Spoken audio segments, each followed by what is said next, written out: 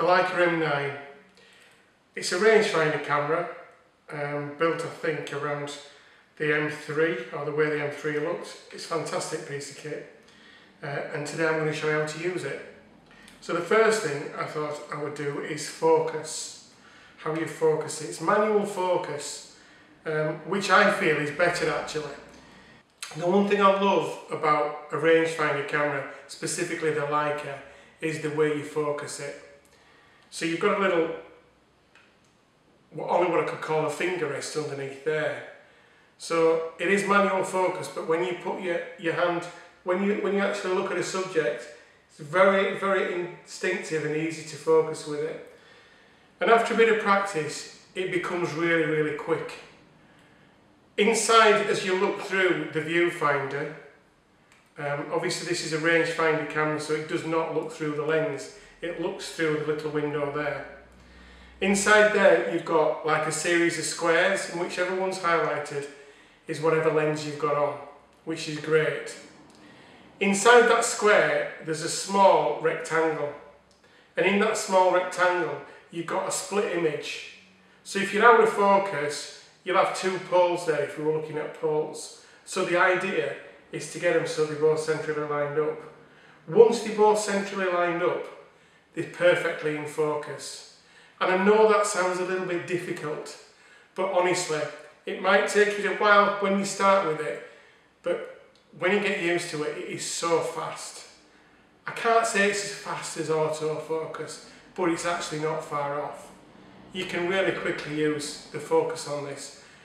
And once, as I say, you line those up, it is perfectly sharp. Fantastic, very simple. Another tip with focusing, and I love using this if I'm doing street photography, is you don't sometimes really have to focus and look through the viewfinder. What you can do is you can select your aperture, and in this case it's a 5.6. Say your shutter speed is going to be 250th of a second, it doesn't really matter, or 125th of a second.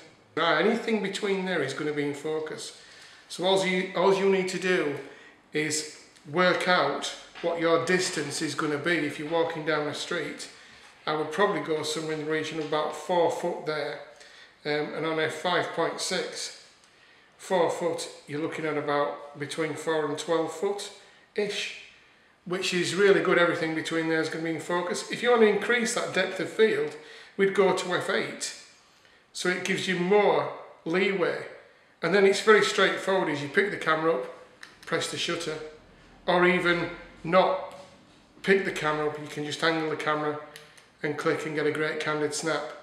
The M9 is really small as well, and I love that. It really fits nicely in your hand. And it's not heavy at all.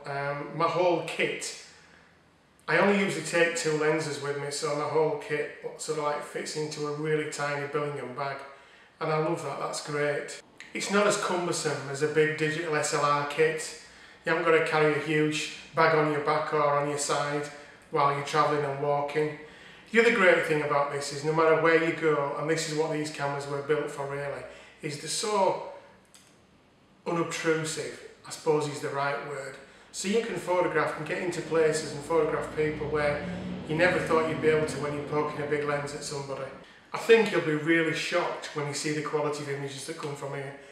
It is 18 megapixel, and that is huge for me, a Leica anyway. I have a phase 1 camera which is 40 megapixel, and to be fair, there isn't much difference in the quality of the finished image between this and the phase 1, and I love the fact that it's so compact. I don't just use the M9 for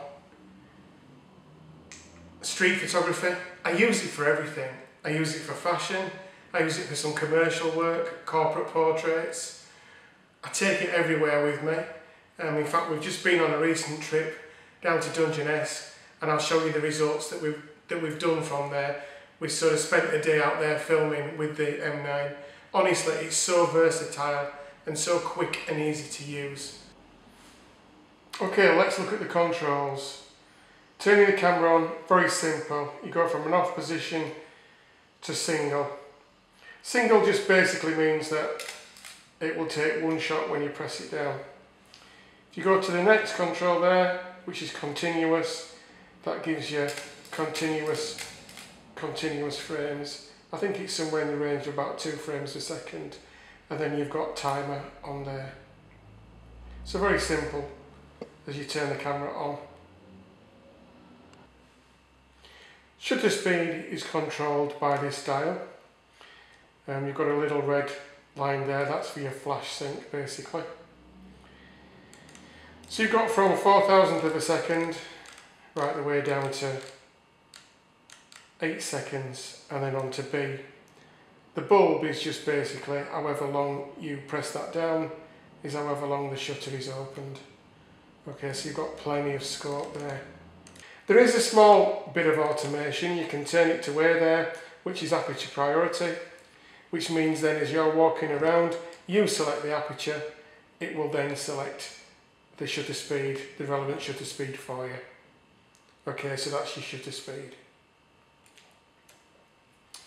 Looking at aperture again, once again, you're in control, you can manually select your aperture, your desired aperture you want. So if you want a narrow depth of field, it goes right down to f2. If you want lots of depth of field, it goes right up to f16. The shutter release button is quite nice because you've got 3 sort of settings on it. It's quite difficult to feel at the start, but the first one down activates the light meter. The second stage, there's just a little, you can just feel it, will hold the exposure. There, can you see? Just that bit extra pressure. You can hold the exposure, but then you can reframe, and then you can actually, the third press down will give you the exposure. Will open the shutter. So you've got stage 1, which activates the meter. Stage 2, which is just a little click further, will hold the exposure so you can reframe, and then as you fully press, it will take a photograph. So that's a nice little feature, I think. Okay, let's take a look at the back of the camera. So if you want to review what you've just taken, just press play. Your image comes up, gives you your basic details. There's a cursor here that will move up and down. Basically, to look at other images, you go left and right. If you want to zoom in, you just turn the wheel one way, then use your cursor to go up and down. If you want to zoom out, just turn the other way. You want to look at quite a few more, see what else is on there, you just keep turning that way. So it's very simple. If you want to delete an image, click on delete. Use the set button to either delete single, use the cursor to delete all. If you want to change your ISO, you just press your ISO, hold the button down, turn the dial, you can change your ISO. Info just gives you how much battery life you've got left, SD card, remaining images. Into the menu system. One of the things I do want to talk about is lens detection. At the moment it's set to auto. Use the right cursor, click on set. It goes from auto to manual. This allows you to select the lens. One of the things that is different with this system is, if you've got a new lens, you'll have a 6-bit encoding somewhere on there and it matches up to there. Now if you've got the newer type lenses, great, you can leave it on auto and it will detect what lens you've put on there. If like me you haven't, and you've got a lot of older lenses, you have to actually manually select the lens yourself.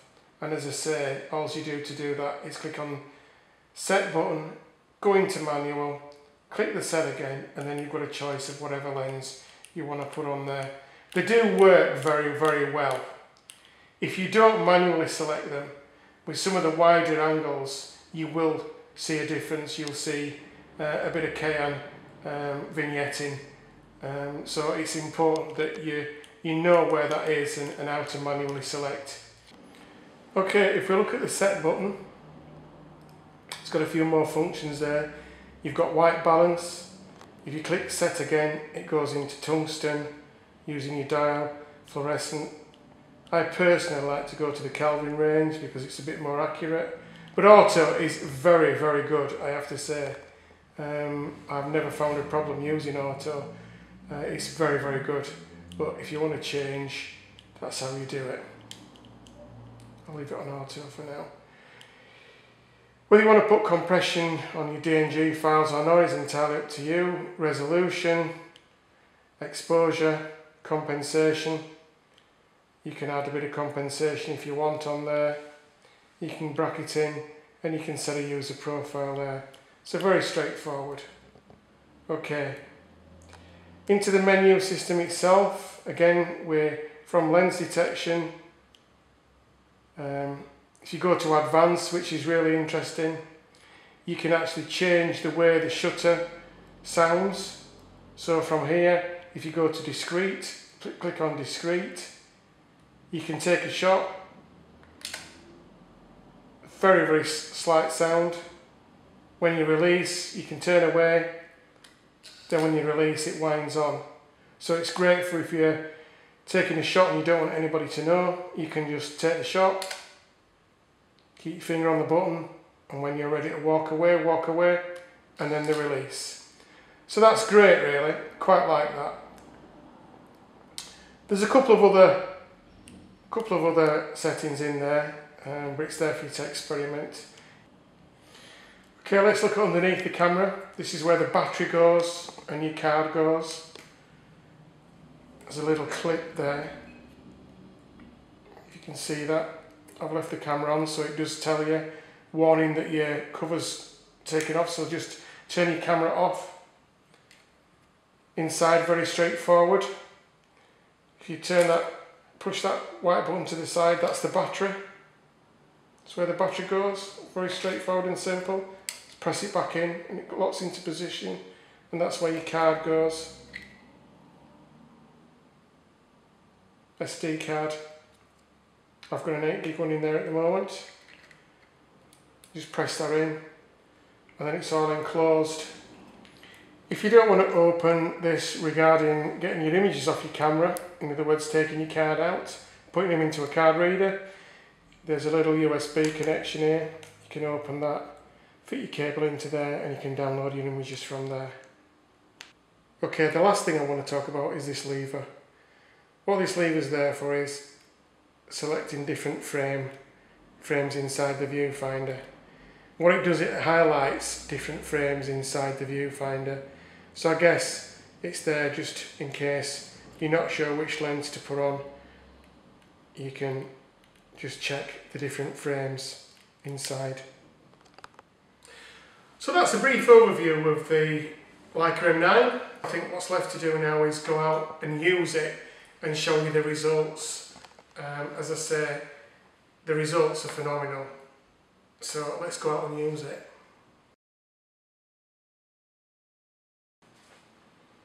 After a great day out at Dungeness, here are some of the results. I had a brilliant day. Loved working with the Leica M9. Even more so, love working with the Leica lenses. They're absolutely phenomenal. Zeiss as well. The Zeiss lenses. I own a couple of Zeiss lenses, and I have to say they're equally as good in my opinion. So what a great day out, and here's some of the results. Some are straight from the camera, which is phenomenal. The colour saturation, contrast, colours, everything are absolutely spot on. And then here's a couple in black and white.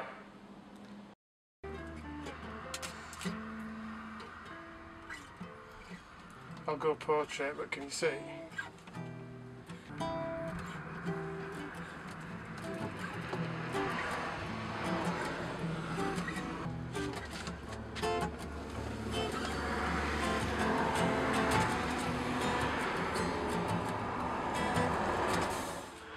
That's good, I like that.